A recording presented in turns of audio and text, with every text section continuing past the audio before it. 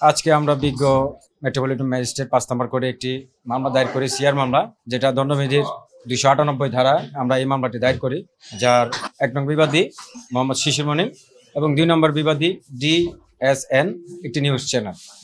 আমরা এই মামলাটির দায়ের করার কারণ হচ্ছে, আমরা পাবলিক ইন্টারেস্টে এই মামলাটি দায়ের করেছি। যে মামলা যিনি ১ নং বিবাদী মোহাম্মদ শিশির মনির, উনি তার নির্বাচনী প্রচারণাকে কেন্দ্র করে বিভিন্ন সময় বিভিন্নভাবে মুসলমান এবং হিন্দুকে একত্রতা বোধ করে বিভিন্ন বক্তব্য দিতেছেন, এবং যেখানে তিনি বলেছেন রোজা রাখলে যে সওয়াব, পূজা করলেও সেই সওয়াব, উনি মানুষকে এই বিবৃতি দিয়ে মানুষকে পদচারণায় উনি মুখরিত আছেন।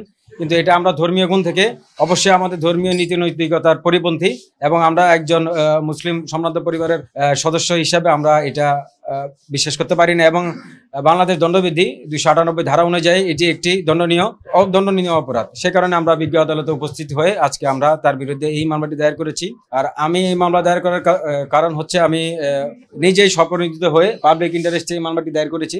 আমার জায়গায় যে কোনো ব্যক্তি তার বিরুদ্ধে অত্র মামলাটি দায়ের করতে পারতেন চাইলে। তিনি যেখানে ডিরেক্ট ধর্মীয় বক্তব্য দিচ্ছেন, সেটা অবশ্যই আমাদের ধর্ম পরিপন্থী, ইসলামের নীতি নৈতিকতা পরিপন্থী। সেখানে অবশ্যই তিনি মন্দিরে গিয়ে মন্দিরের কথা বলতে পারেন, কিন্তু সেখানে তিনি দুইজন ধর্মাবলম্বীকে উনি একইভাবে দেখতে পারেন না। তারা আসলে বেসিক্যালি জন্মসূত্রে এই দলটা ধর্ম ব্যবসায়ী। তারা ৭১-এ একরকমের ধর্ম ব্যবসা করেছেন, ২৪-এ এসে আরেক ধর্ম ব্যবসা করেছেন।